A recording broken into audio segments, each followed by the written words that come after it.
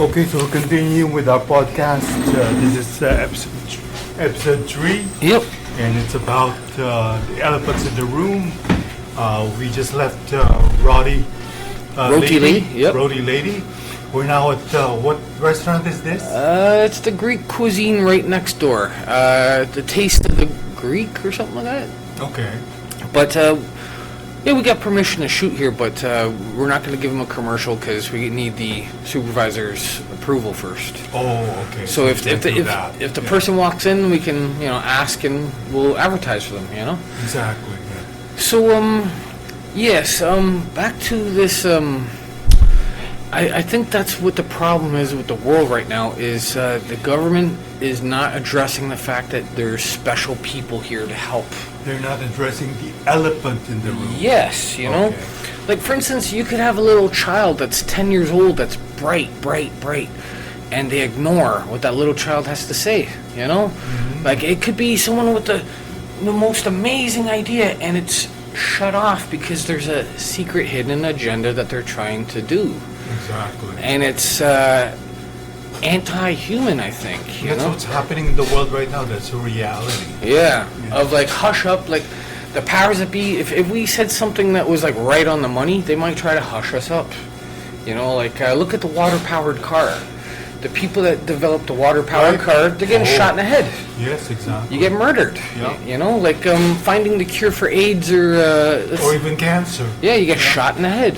So there's something wrong in the world of who's protecting these bad guys. Why can't we flourish and grow and evolve? There's something trying to hold us back.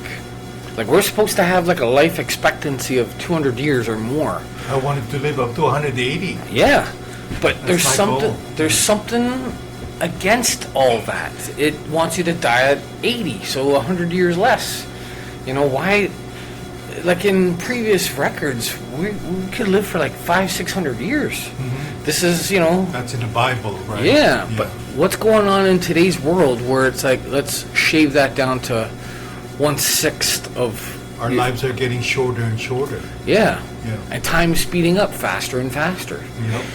So, I think that's the major elephant in the room is democracy is dying or it's being held ransom or hostage. Mm-hmm. Like you could have some of the brightest ideas and leaders all hushed up. Have you ever heard of a guy named Dr. Sebi? No. He would be your best friend because he's all about roots, herbs, barks, fruits. And he found the cure for herpes, diabetes, cancer, AIDS. He cured about 24 people or more. That's amazing. And there's a saying going around that he might have been assassinated because he was going against the establishment. He was going against Big Pharma. So some people say he died of pneumonia. I don't know if I buy that. I think he was assassinated, Mm-hmm. Yeah. There's a guy named, I forget his name, but he was giving alien talks, talking about all these extra creatures, Is this not Dr. Stephen Greer? No, it's a different... Somebody else. Yeah, different guy. And he got assassinated in his door. He was doing alien, what do you call that? Alien leaks. And he got shot in his doorway. Mm-hmm. They let him talk for about 5-6 years, but the government got tired and they said, okay, time to put him down. So after 5 or 6 years of alien revealing, type of news, they killed him. Mm-hmm. So what's going on in this world where people have to die and we have to be held back? Exactly. Why are we not allowed to evolve and grow and turn into our best thing? Yeah. Just think about it. All these UFO happenings have been happening all the while, and it was only recently, however, that the Pentagon released all these files to the public. Yeah. And Dr. Stephen Greer had a lot to do with this. This because if you didn't try to fight this trend, then you wouldn't have all this information released to the public. Yeah. Right at this time. So, disclosure would be slower. yeah, I consider Dr. Stephen Greer like a real hero. He was originally a surgeon at the emergency department. He dealt a lot with trauma cases on a day-to-day basis.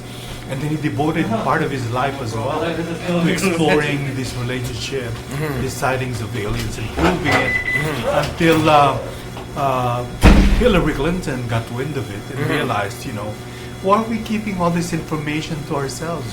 What's the point? Why don't we just share it with the public? Yeah. And have an open discussion about it.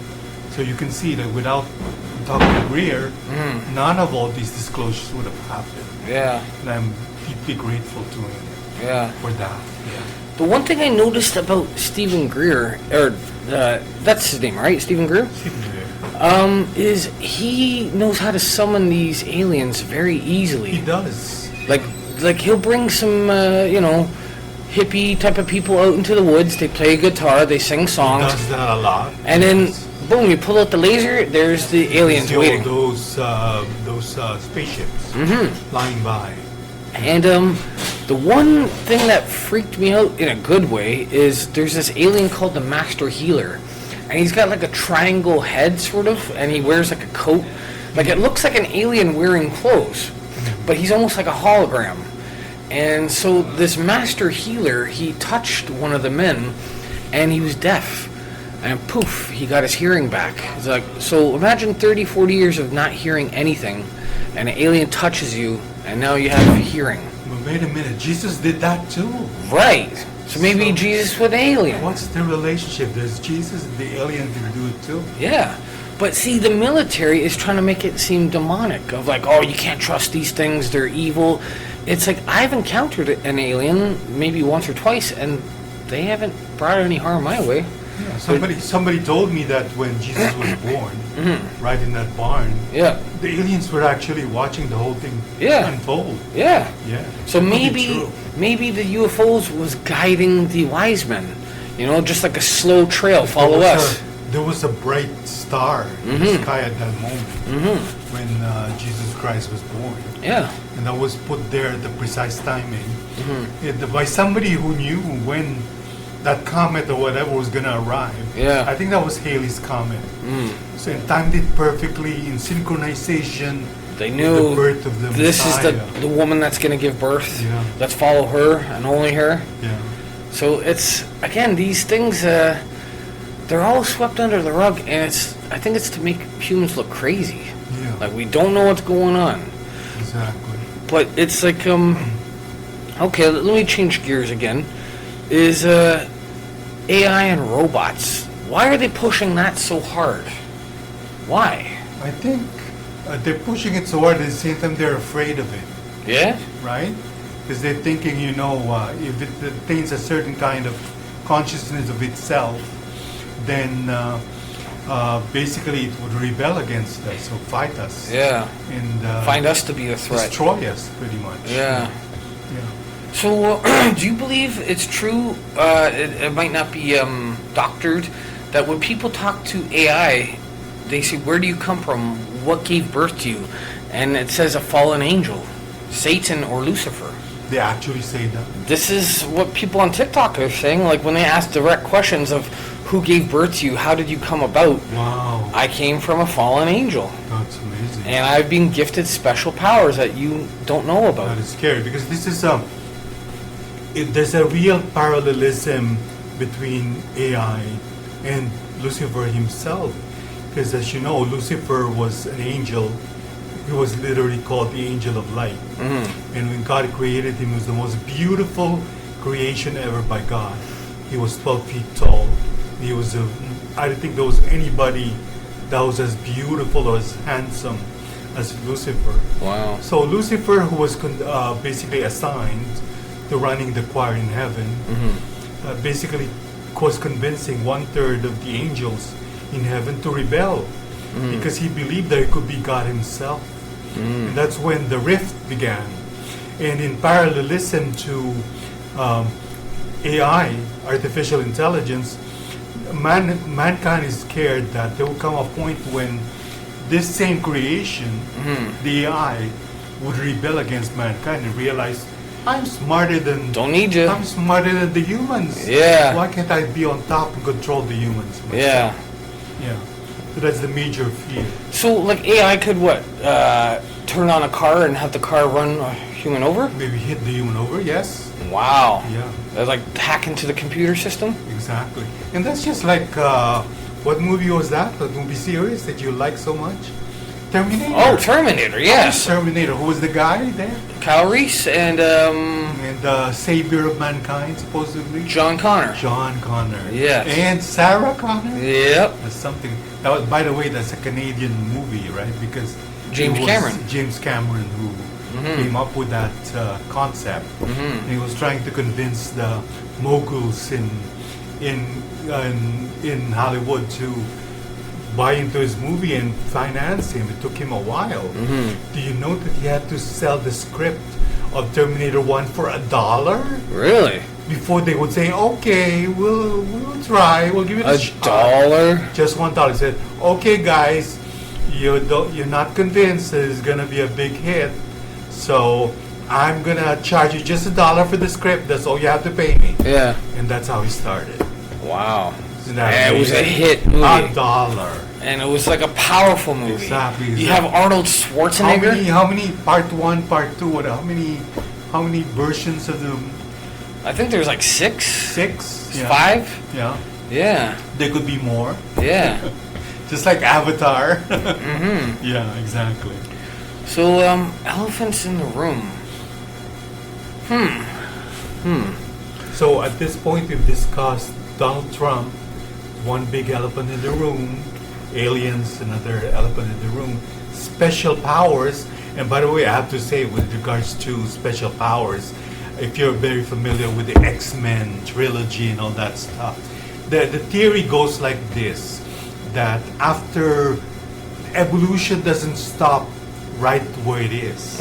It keeps going. Yeah. So, if you follow this theory along, and everybody knows that evolution is proven. Oh, for sure. It's been proven scientifically. Gradually getting better. You and me, as humans, we're not going to be like this way. Yeah. We're going to keep improving and improving and improving. They're saying that because we use too much of computers and our heads are going to go big. Yeah. And we're going to get smaller, and then maybe our hands are going to get bigger, that kind of thing. All these are because we're constantly evolving. We're becoming more superhumans, in effect. And they say that after a few millennia, there's an aberration that happens, right? And that aberration basically produces a superhuman with special powers. Wow. Because that's all a part of evolution. There's always that mistake that happens, right?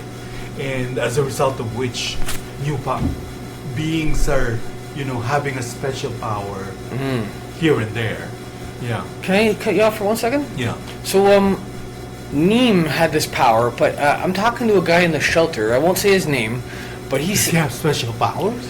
he knows of a think he guy. does. He knows of a guy with special powers in Africa, and this guy is about 60 to 70 years old. He's so wise, he's so loving, and now he understands how to walk through walls. So he dematerializes, he controls his atoms to separate and vibrate through a wall. Or he could go through a wooden fence or a tree. It's Or like Oppenheimer stuff. yes. Right. So he's mastering Using it. atoms to do his bidding. Right, but how do you separate and diffuse and then refuse? So he cuts through a fence, like a chain link fence, and then he reassembles. So that's a master walking freely on the world, and nobody could stop him. And that's one big example of this aberrations of nature that we're talking about. After a few millennia, causes a special power person to occur, to be born, right? And you call those mutations. Yes. Those mistakes are called mutations, that they produce special powers. But do you know, Shane or Rooster here, that also because of stress or because of having a traumatic experience, you can also end up having a special power? Really? That's the theory behind the X-Men.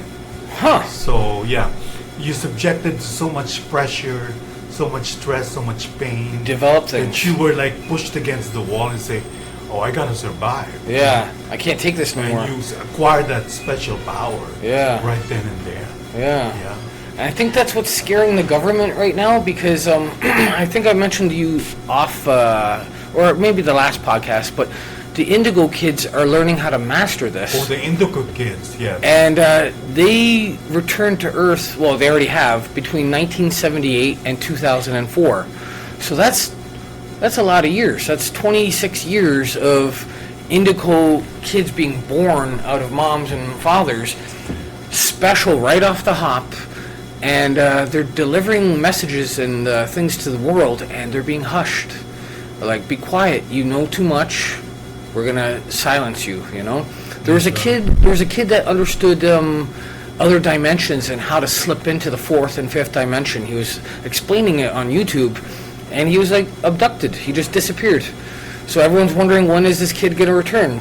Was he nabbed by the government? He was a little blonde kid, and he understood time travel, of like how to cut through time and fix things, how to return back to the future safely and sound. And he was abducted.